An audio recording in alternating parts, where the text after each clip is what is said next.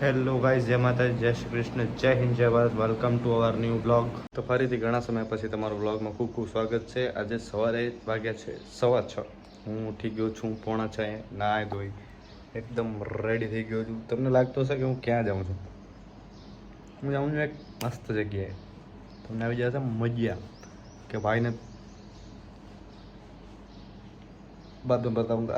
It is a handsome boys and handsome shoes is ready. ભાઈ તમને લાગતું હશે સવારમાં આટલા વહેલા ઉઠીને કિધર, તો હું જાઉં છું એક કામથી. અને બીજી પણ એક વસ્તુ છે કે જે હું તમને ત્યાં પહોંચીને બતાડીશ. બીજી વસ્તુ છે કે આજે હું મમ્મીથી વહેલા ઉઠી ગયો. मम्मी से भी पहले जाग के आए. मैं मम्मी को जगाया, ચાય પીલાવ રે. તો ચા પીધી. હવે આપણા મિત્ર આવે છે આપણે ડ્રોપ કરવા માટે, તો ફટાફટ રેડી થઈ જઈએ. અને મસ્ત મજાની સવાર થઈ ગઈ છે, તો વહેલા ઉઠો. ભાઈ રોજ હલાવ જ કરે છે, મને કેટલું બધું ચલાવે છે. મારા ઘર સુધી અહીંયા આવવાનું હતું તો ના કે ના ભાઈ હું અહીંયા આવું છું, તમે આગળ આવી જાઓ. 3 દિવસથી શૂટમાં ચાલુ જ છું. હજી આ મારા 2 દિવસ તમે જોજો કઈ રીતના જાય છે. પહેલાં ભાઈ આવી જાય તો આપણે ફટાફટ પહોંચી જઈએ. એઝ ઓલવેઝ થોડા બહોત late. Good morning. Good morning. બ્લોગના ચક્કરમાં જોવો ને ભૂલી જાઉં. બનાવતો નથી ને રોજ એટલે શું કહો છો? ઘણો ભૂલથી બંધ થઈ ગયો ગાઈસ. તો હવે નીકળીએ છીએ અમે જેમ તેમ કરતા. અને મૂકી દઉં જરાક પાછળ.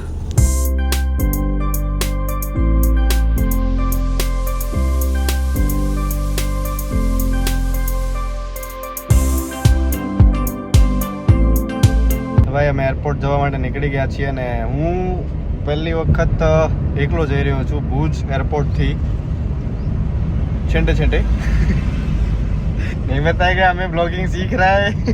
सस्पेंस बनाएगा तभी तो पैसा आएगा. તો હું પહેલી વખત ભુજ એરપોર્ટ થી ક્યાં જાઉં છું એકલો. અને આવી રીતે એક ઇવેન્ટ મીટિંગ તમે જે સમજી લો આટલા દૂર, કે ભાઈ આ જે વસ્તુ માટે હું જે કામ કરું છું એને રિગાર્ડિંગ પહેલી વખત હું એકલો દૂર જાઉં છું. તો મેં હમણાં યુવરાજભાઈને એક વાત કરી કે ભાઈ અમારે ગુજરાતમાં લગભગ બધી જગ્યાએ એવું હોય જ છે કે બસની ટિકિટ બુક ના કરાવી હોય ને તો અમુક જે એના સ્ટેશન્સ હોય ને વચ્ચેથી ચડી જાય તો અડધી ટિકિટે કે ઓછા ભાવે લઈ જાય. એમ તો મેં તો તમે રનવે સુધી આવી જાજો. પછી એમ ઊભો રાખીને કહો ને 500 પાયલોટ ફોડવાનું ને પણ હાલતા નથી. મને એકલો મૂકી દીધો. મને એકલો જાણીને કાન છેડે છે. છેડતા નથી, મૂકી દે. સવારના શું કેવા લાગે? હા ક્યાં વાત.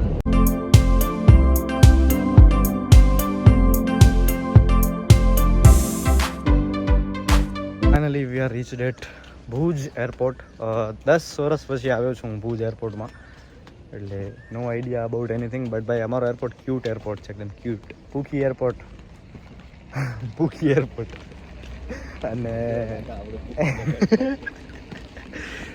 ઘણા વર્ષ પછી આવ્યો છું અને આવી રીતે પહેલી વખત જાઉં છું જે વાત કરીએ. હવે દેખતે हैं અંદર कैसा है, क्यों है, कब है. અહીંયા બદલી ગયો. પહેલે અહીંયા છે ને વેઇટિંગ એરિયા તો આખો મસ્ત જોરદાર. हेलो भाई, मिलते हैं.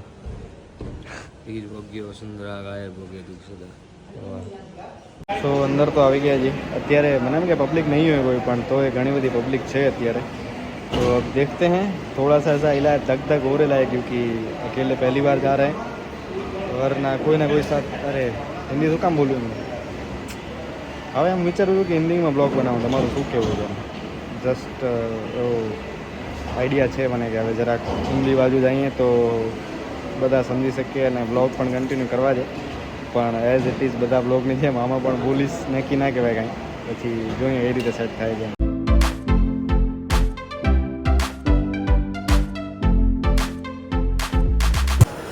મસ્ત મજાની ચેકિંગ બેકિંગ થઈ ગઈ છે. આપણો બોર્ડિંગ પાસ પણ આવી ગયો છે. અને હવે આપણે કલાક વાર કાઢવાની છે. આપણો 9:15 વાગે ફ્લાઇટ છે. અને ત્યાં સુધી બસ બધા ટાઈમ પાસ કરના પડેગા. ઘણા લોકો છે. મને તો એમ હતું ભાઈ, કેમ કે 10 વર્ષ પછી ભુજ એરપોર્ટમાં આવ્યો છું, મને એમ કે એટલું બધું મોર્નિંગમાં ક્રાઉડ નહીં હોય.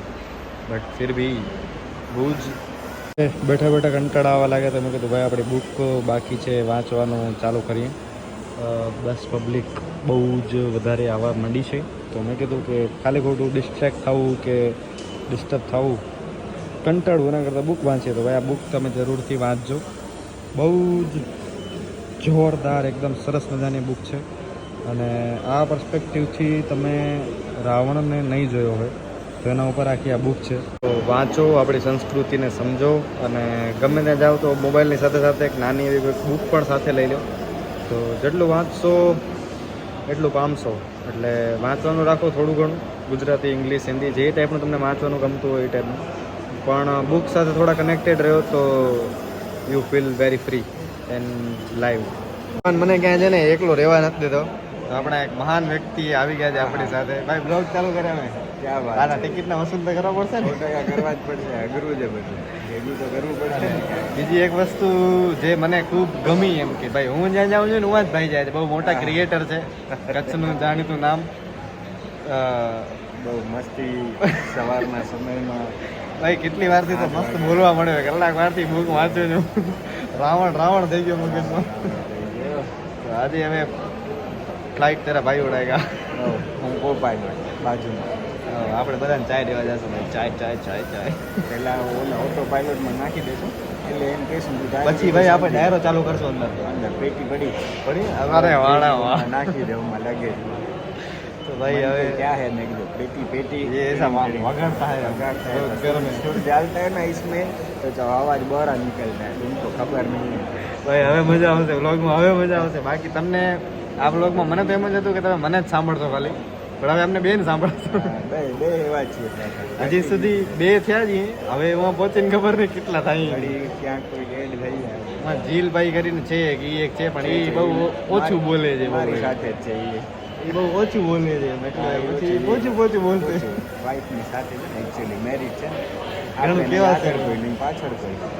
શું ચિંતા ઉપરવાળો રે.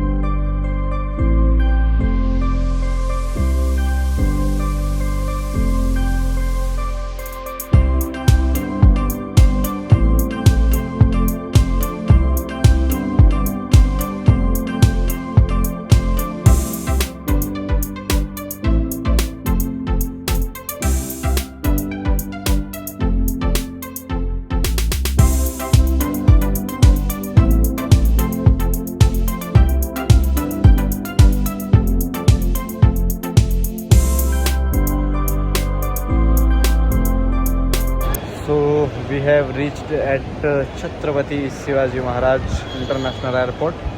અને હવે આપણા એક મિત્ર આવે છે, એની આપણે રાહ જોઈએ છીએ. એ આવી જાય પછી નીકળી, કારણ કે બંને સાથે જ જવાના છીએ તો સાથે જ જઈએ. અને એમાં એવું થયું કે અમને બેન એમ થયું કે અમારા બંનેનો ફ્લાઇટ એક જ છે, એટલે અમારા બંનેની ફ્લાઇટ અલગ અલગ હતી એમ. એટલે એ હવે બીજી ફ્લાઇટમાં છે, હું લેન્ડ થઈ ગયો છું ને એ બસ જસ્ટ લેન્ડ થયા છે. આવે એટલે ફિર હમ નીકળતા હૈ. Guys what a grand welcome. અમે જસ્ટ પહોંચ્યા છીએ અહીંયા અને બારિશ ચાલુ હો ગયા. બારિશ. Thank you God, thank you.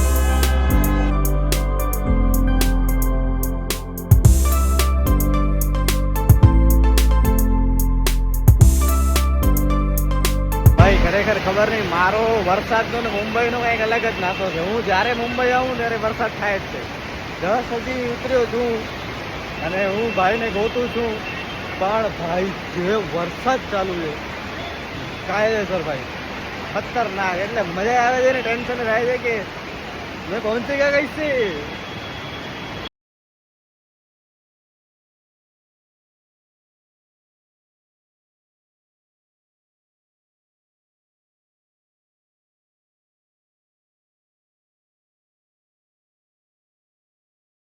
જેમ તેમ કરતા ભાઈ મળી ગયા છે. કેટલા કુંભના મેળામાં ન ખોવાય માણસો, એટલા મુંબઈ એરપોર્ટ ઉપર ખોવાઈ જાય. ધ્યાન રાખીને આવજો ભાઈ, આવો તો ધ્યાન રાખીને આવજો ને ભાઈ. હું તો ફૂલ પલળી ગયો. મારા પાસે કોઈ રસ્તો નતો આમના પાસે પહોંચવા માટે, એમ કે છત્રી નતો ને આવડી ગરમીમાં કોણ છત્રી ભેગી રાખે. નથી ને ભાઈ, કેટલું ગોત્યા તમે? એટલો મારા ઘરવાળા નથી ગોતે, એટલો ભાઈએ ગોતે.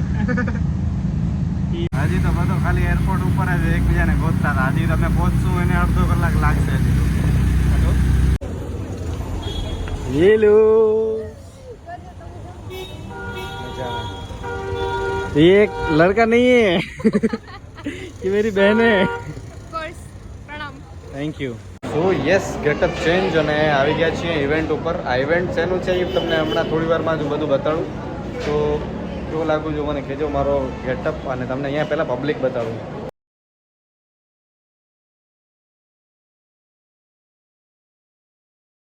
સો guys, we are on set. અને આ અહીંયા બધી ફ્લિપકાર્ટનું ઇવેન્ટ છે. ભાઈ સૌથી પહેલાં તમને બધાને હવે એ કહી દઉં કે હું કઈ જગ્યાએ આવ્યો છું.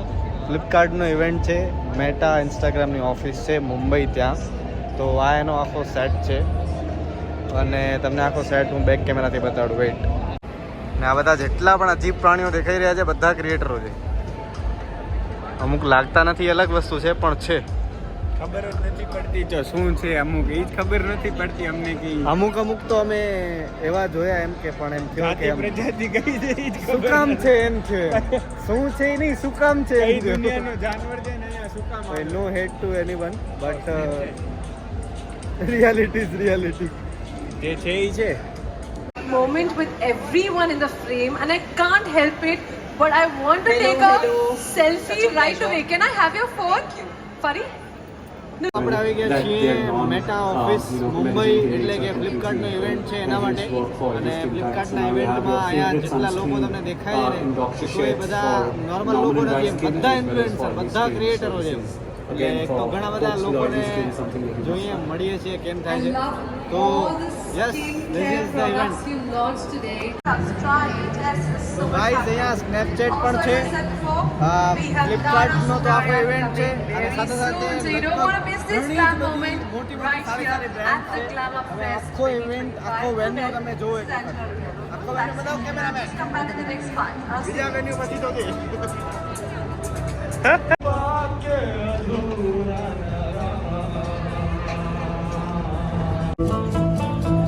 દરેક આવા અલગ અલગ પ્રકારના છે કે જ્યાં તમે ફોટોશૂટ પોતાનો કરાવી શકો છો. અને આ આખું લોકેશન તો તમે જોયું જ. And here is our hampers.